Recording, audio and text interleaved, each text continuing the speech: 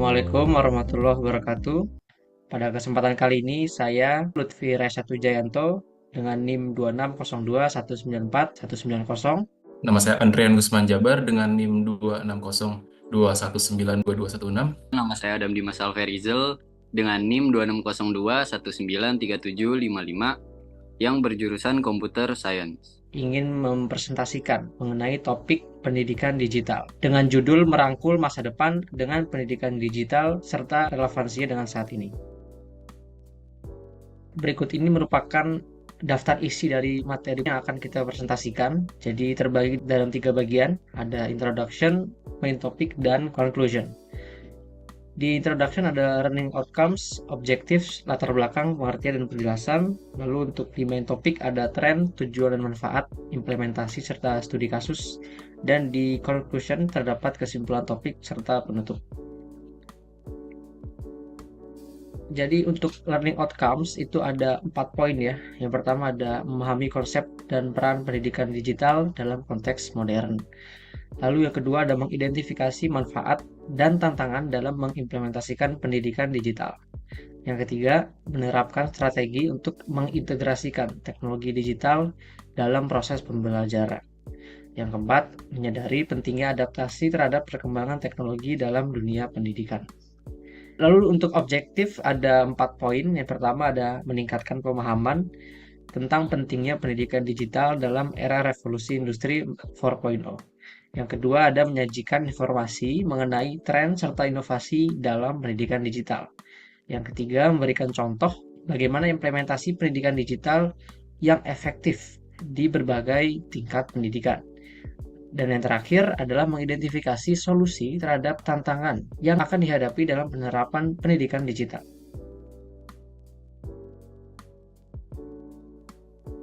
Oke, lalu selanjutnya ini adalah latar belakangnya. Jadi latar belakangnya ini ada 2 poin. Poin pertama itu teknologi berdampak besar pada aspek manusia. Dan yang kedua, teknologi membuat aspek pendidikan mengalami transformasi terhadap sistem belajar mengajar serta cara mendapatkan pengetahuan. Dan ini ada fun fact juga, yaitu 92% dari institusi pendidikan tinggi pada tahun 2023 itu menggunakan bentuk pembelajaran daring.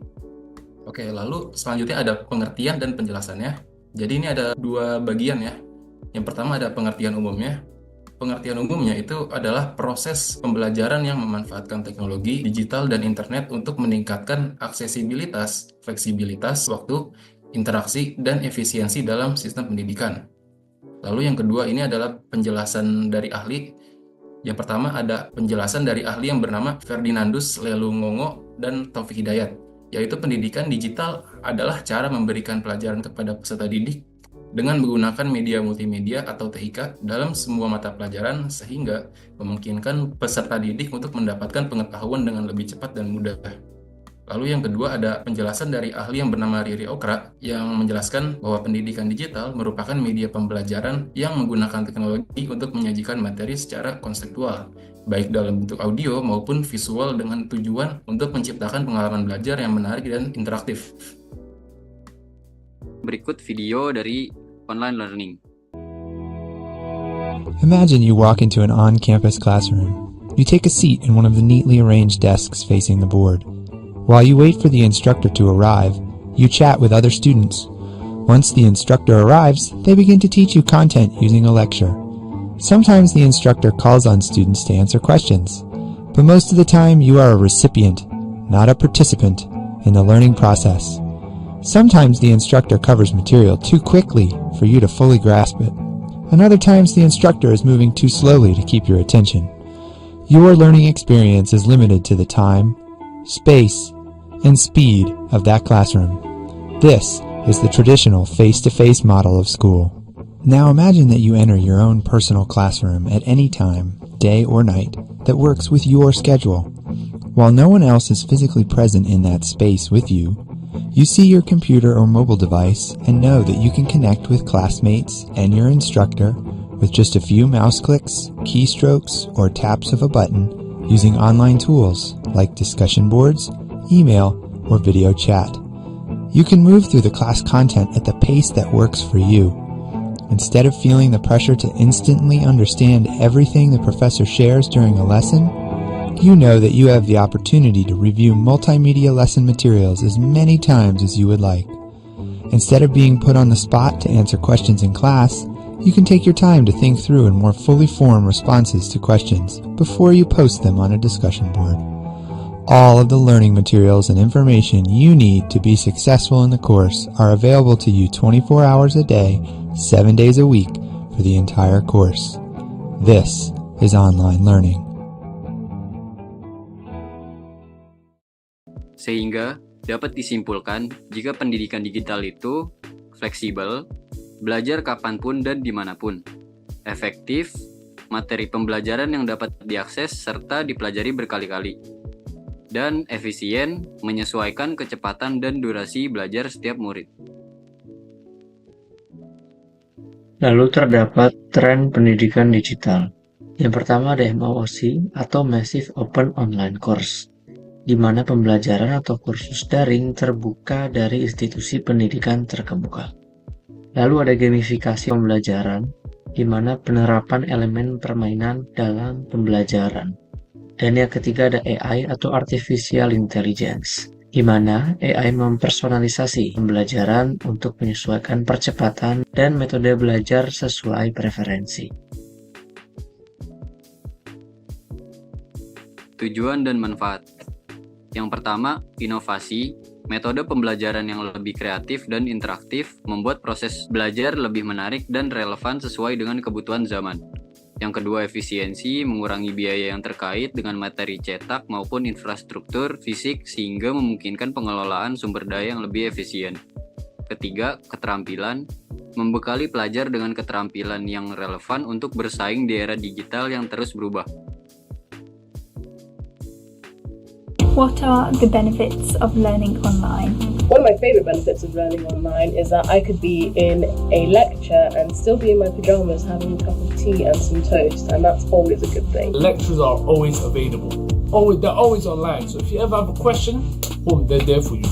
You can raise a hand or use the chat box to ask the lecturer any questions. Cuts down travel time, so I actually find I'm able to fit a lot more into a day because there's no walking to and fro places. I can have all my meetings right here and I can pop downstairs for lunch and save myself some money on food as well, which is always a bonus. I think the freedom of being in your own comfort zone or in your own little cozy area can really help you focus. You can start and pause lectures and move at a pace that's more comfortable to you, and also not be distracted or overwhelmed by loads of people being around you. So it can be flexible. If you have a job or anything, it can work around that really easily. As quite a shy student, I never want to, in my lecture, 250 plus people, put my hand up and ask a question. But I feel a lot more confident doing that in the chat of a Teams meeting when a lot of people are doing that sort of thing. Oh, and being able to study at the time of day that suits you the best. I'd have to get up in the morning to go for lectures.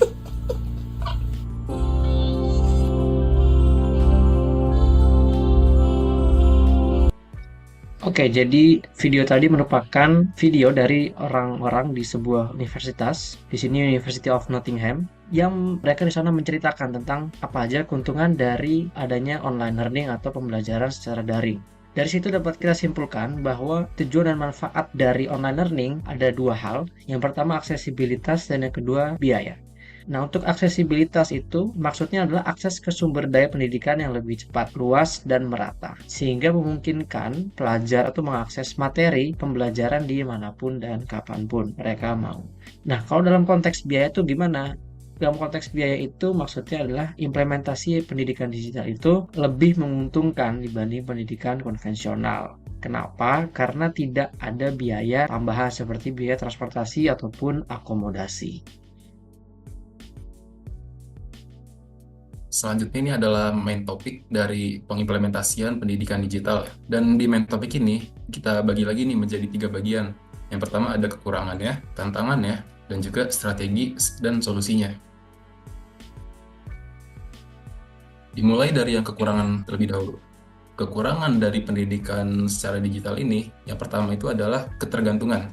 Yang mana artinya itu adalah pendidikan digital sangat bergantung pada akses internet dan perangkat yang memadai yang tidak selalu tersedia juga untuk semua siswa.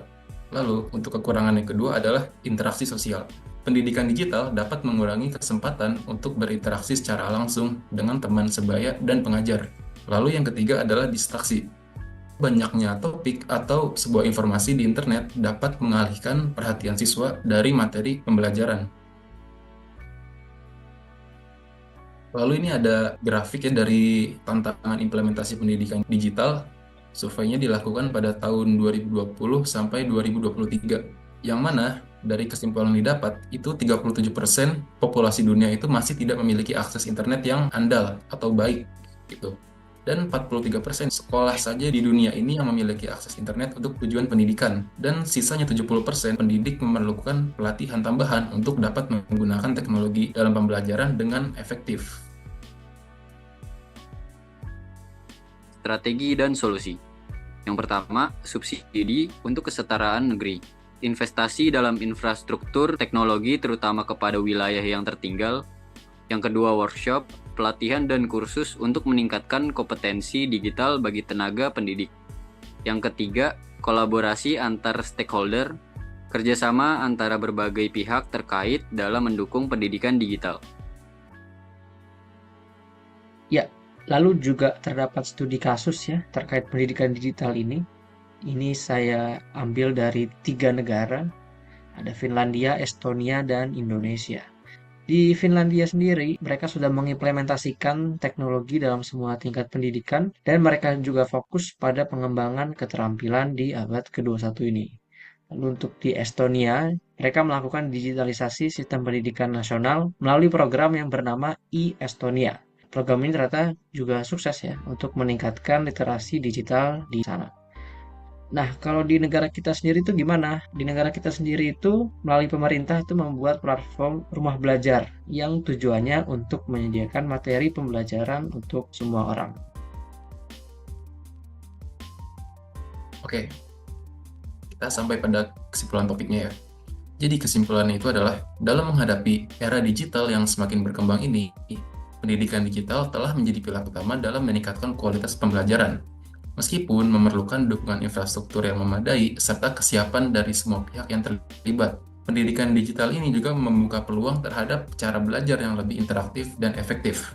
Dengan demikian, pendidikan digital juga bukan hanya tentang penguasaan teknologi, tetapi tentang bagaimana kita dapat memanfaatkannya untuk menciptakan proses pembelajaran yang efektif dan relevan juga untuk masa depan. Dan ini untuk kesimpulan penutupnya. Jadi, penting untuk kita pahami bersama, jika pendidikan digital memberikan peluang dalam mengakses sebuah informasi yang lebih luas, mengembangkan metode pembelajaran ilmu pengetahuan, serta mempersiapkan generasi masa depan. Dan melalui kolaborasi dan komitmen yang kuat dari pemerintah, lembaga pendidikan, hingga masyarakat itu sendiri, pendidikan digital itu dapat diwujudkan secara efektif demi menciptakan generasi yang adaptif, kreatif, dan inovatif. Sehingga ini akan membawa Indonesia menuju masa depan yang lebih baik.